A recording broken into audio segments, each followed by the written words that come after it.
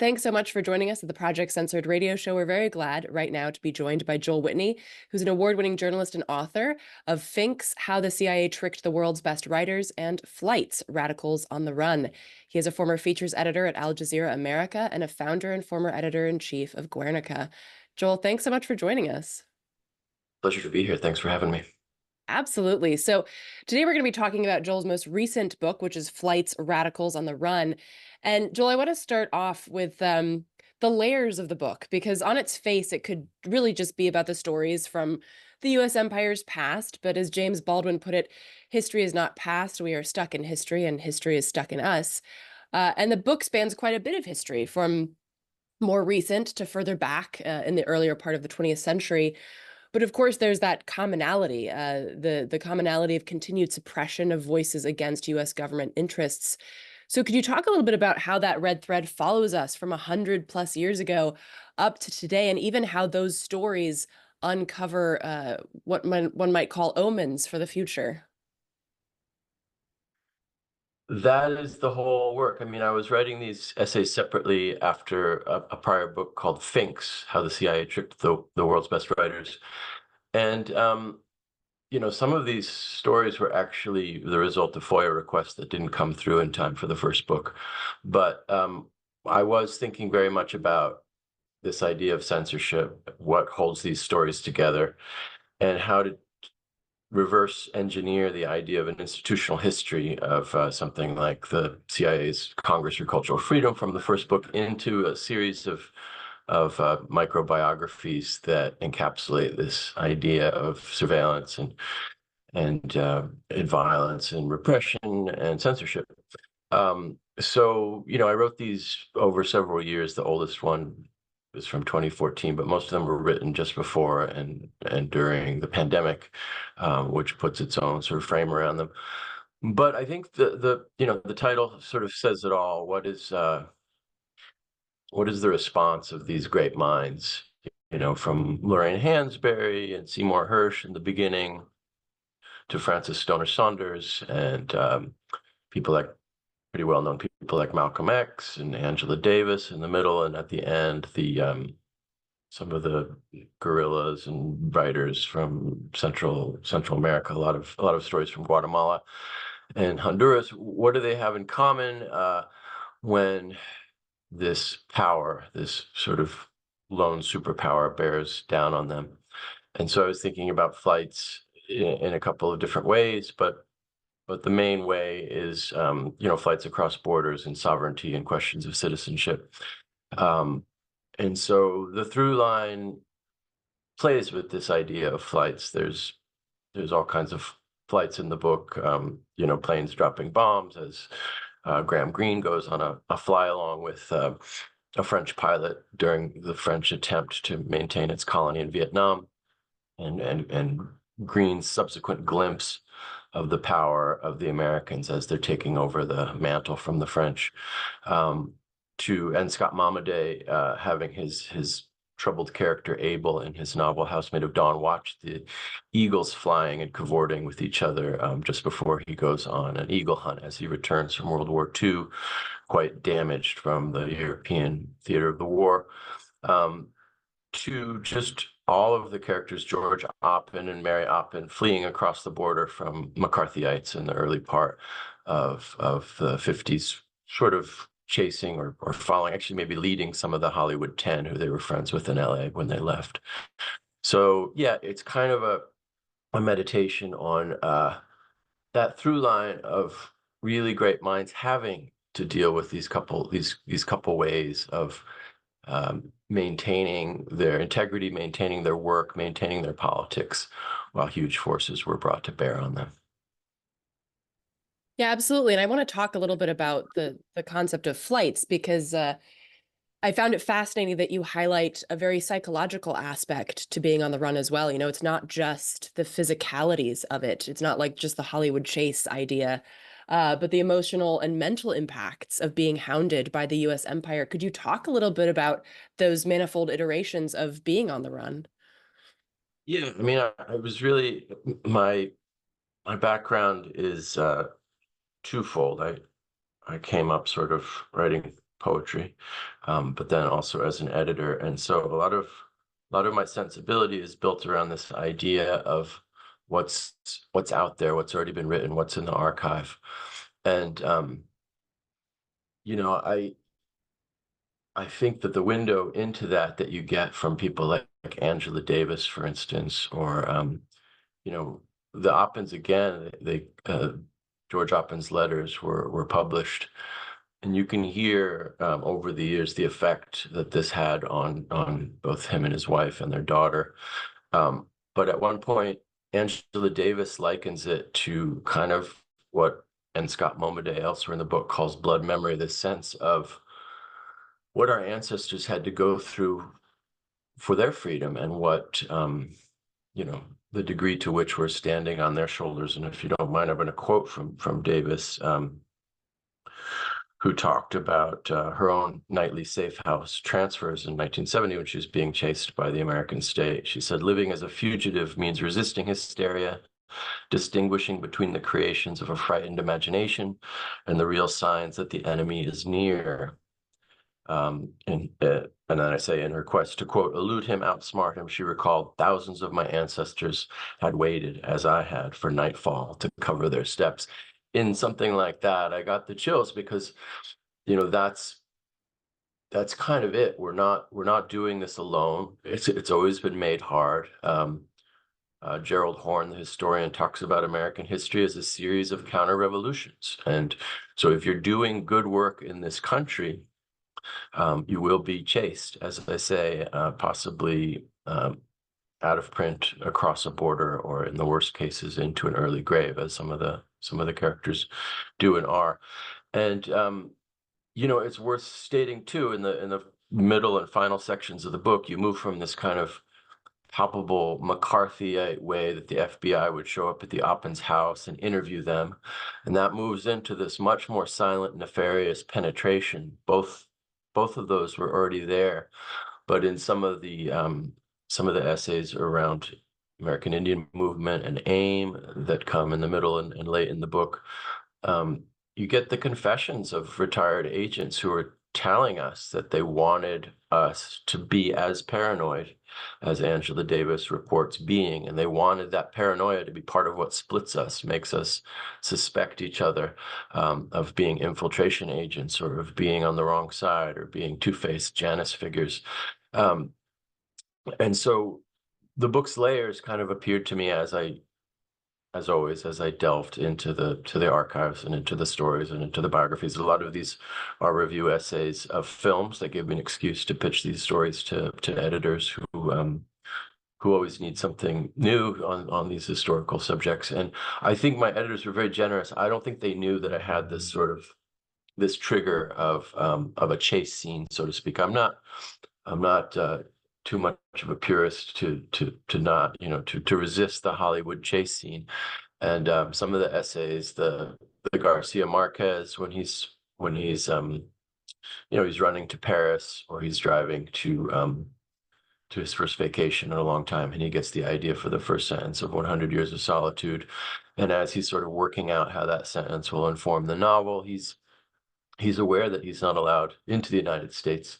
And so there's this very cinematic scene of him having that insight, and then realizing, when his book is excerpted, when 100 Years of Solitude, his masterpiece novel, is excerpted in a CIA magazine, having this sort of counter epiphany of, holy shit, you fuckers. Ooh, you said I couldn't say that, and there I go.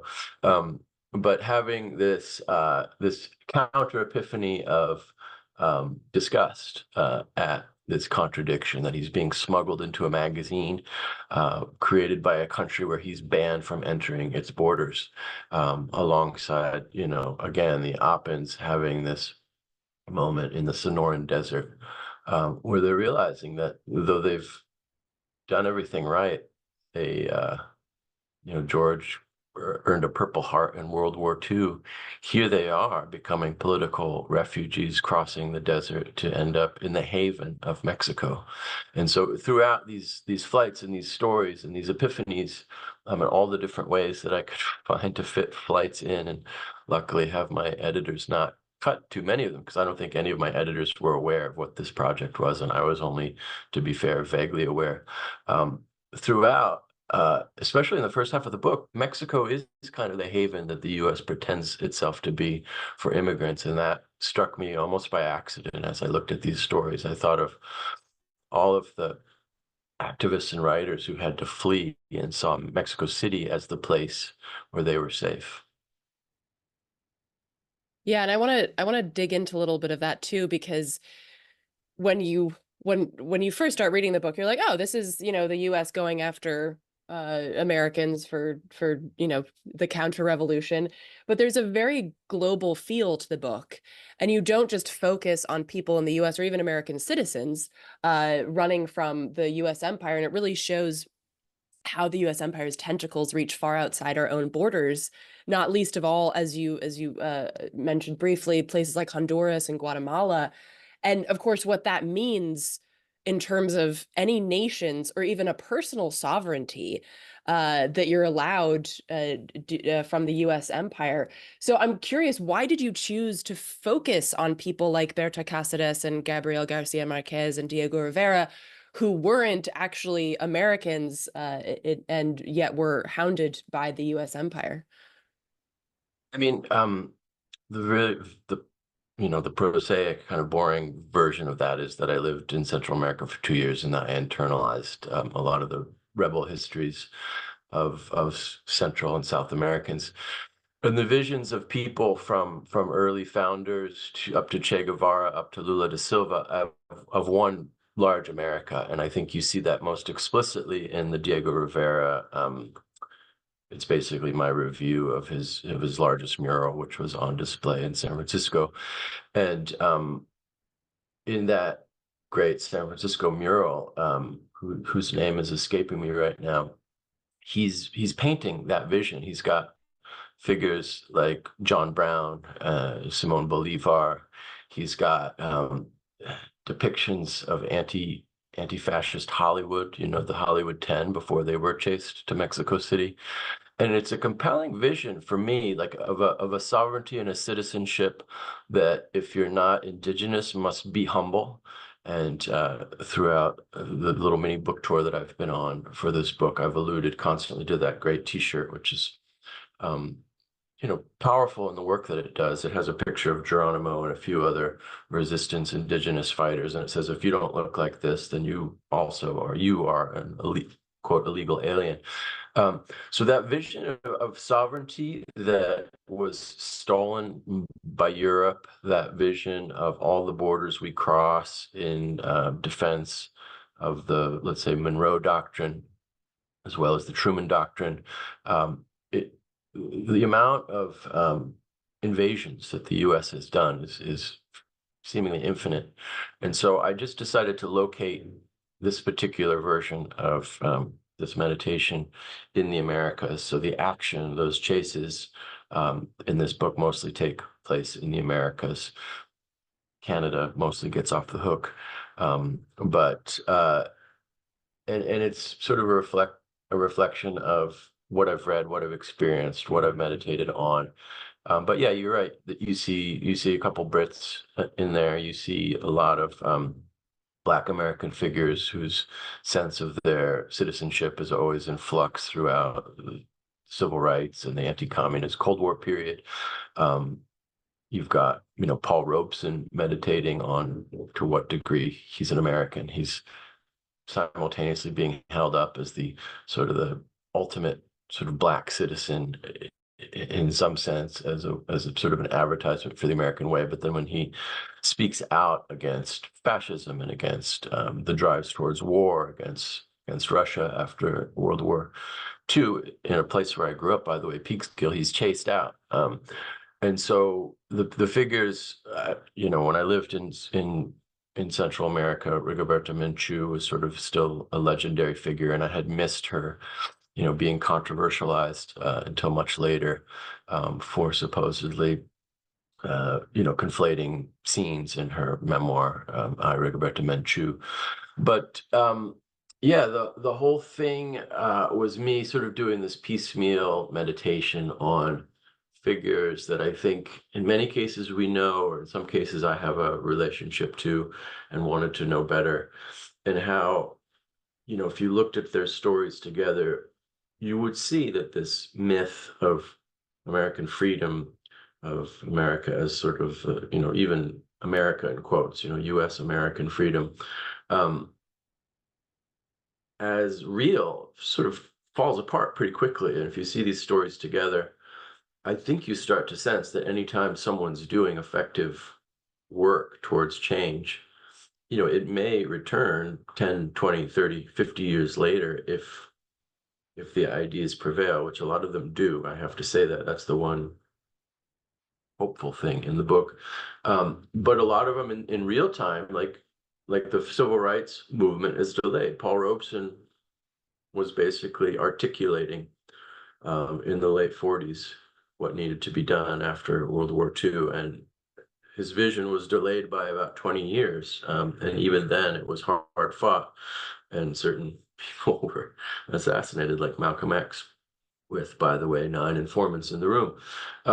So, to answer your question, I think these characters sit together in a way that may be foreign to those of us who are raised on US American propaganda unquestioningly, but very, very familiar to those of us who turn against that propaganda. And that's my journey. That's my own flight, which is, someone who came up in a liberal democratic traditional family who saw the Democratic Party as, you know, the bulwark against the right, but which is still the vision of so many of my friends and family members, especially right now as we speak. There's a debate tonight where that will be enshrined in their raised fists and everything else.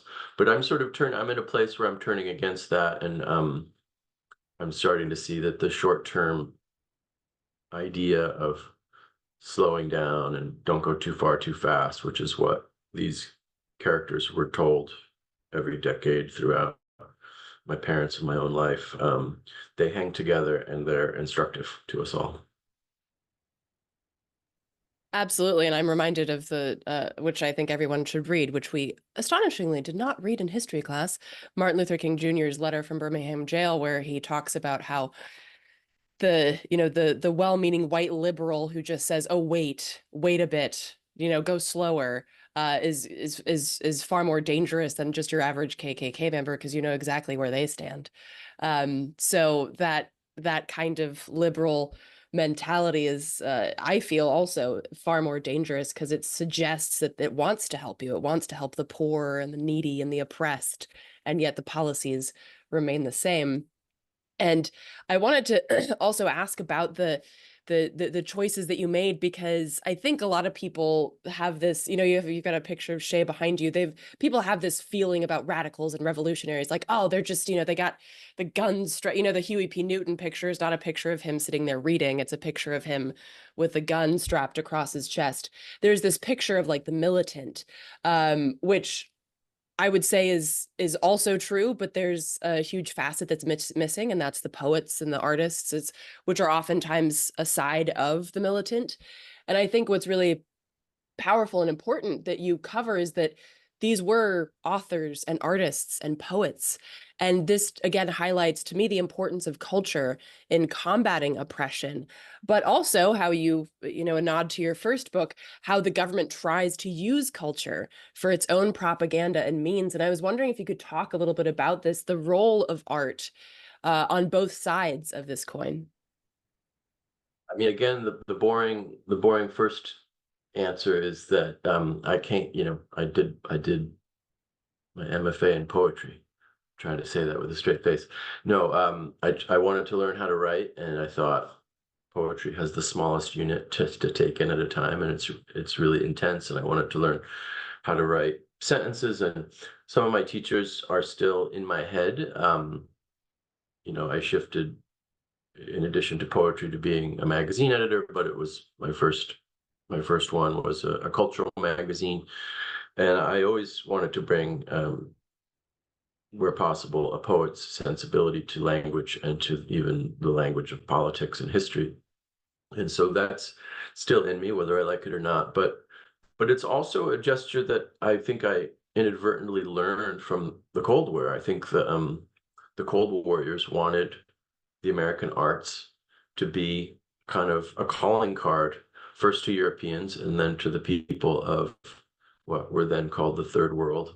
And that mission was announced very kind of importantly and crucially in a year or so, the year after Eisenhower was sworn in. This idea of proselytizing the American way to the to the lost peoples of the world beyond Europe. And I think they saw that with a lot of condescension and a lot of concern that these poor people would be swept up in under communist influence and anti-imperialist ideas.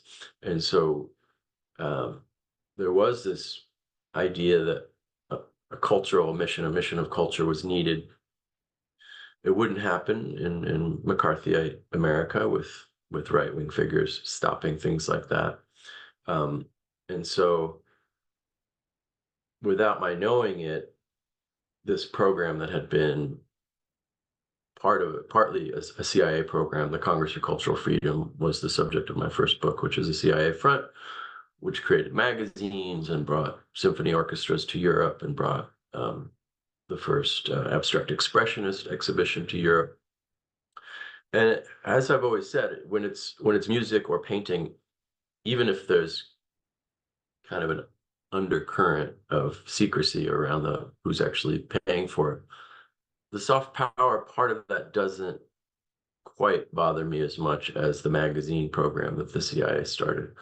Um, as a digression, I'll just repeat that. I mean, when you're dealing with historiography and political op-eds embedded into a magazine where you have a great artist or a great writer on the cover like Garcia Marquez, that's much more problematic. So having known nothing about that, I think after grad school, I wanted to create a magazine with some comrades. And I think I understood that we needed to put together politics and culture in a way where you might come for the Garcia Marquez essay, or in our case, a Richard Howard poem, and you would stay for a political op-ed.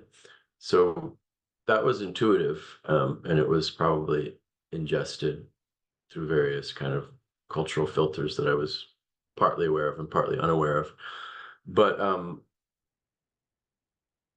I still believe in that. It's just that you don't want the right or the center right or the neocons monopolizing that scheme. In other words, getting people to read true histories by, I don't want to say using culture, but by partnering with cultural figures and cultural magic, the bling of culture, using that to bring someone to an ideas-based vision of history and politics. I think that's solid. I think that's a great idea, and I just wanted to retrieve it from the people who misused it and who weaponized culture. As Francis Stoner Saunders, who's one of my first mentors and teachers on this question of the Congress for Cultural Freedom and what a vast program this was. She referred to it as the theft of culture by the CIA and the Congress for Cultural Freedom and MI6 and everyone else. And so, yeah, I think intuitively, even before I knew explicitly about this, I think storytelling and poetry, those, music, painting, exhibitions, art, that really is the stuff of life. And that's what people who are not immediately on the run, people who are not running through safe houses, that's what they want to get back to when they have a moment of peace. That's what peace is for. Peace, which is something I've never known in my entire lifetime as a US American. We've been at war, secret or explicit, my whole life, my parents' whole lives. It started immediately after World War II. And that's the universal vision that artists remind us of, like how to make magic in our free time, how to dance with nature, corny as that sounds, and how to think about our mortality. And the end of my pos essay, I think, speaks to that. And if you don't mind, I'll just read that because it speaks to why we need the arts and we need to take the arts back from people who weaponize them. This poem, Brotherhood, just always stuck with me. I am a man, little do I last, and the night is enormous. But I look up, the stars right, unknowing I understand. I too am written, and at this very moment, someone spells me out. And so I do try to use my artist influences, my writer influences as tests of this idea of um, taking back, beauty and truth from people who have severely damaged it by way of severely damaging American institutions. And as we'll see tonight with the next great debate,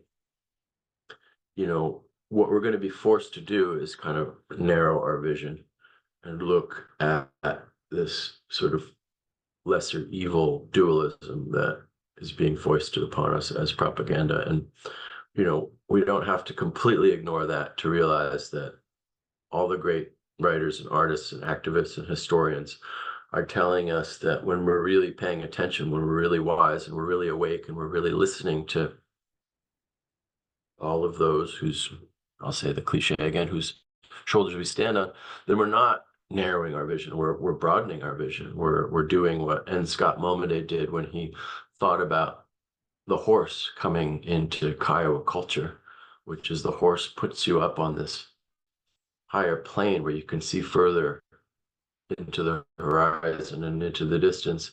And he likens that to the imagination where you can see beyond your present reality. And so I think we desperately need that. I think all of the terrible things that the Democratic Party is making us complicit in right now is forcing us to either accept it by narrowing our vision in a way that's going to damage our institutions and the distrust of the media, which was already damaged by the Iraq War and the War on Terror. They're going to keep forcing us to either do that or to finally say, no, we refuse to narrow our vision. We don't have a lot of great options, but that's where our imagination is most needed.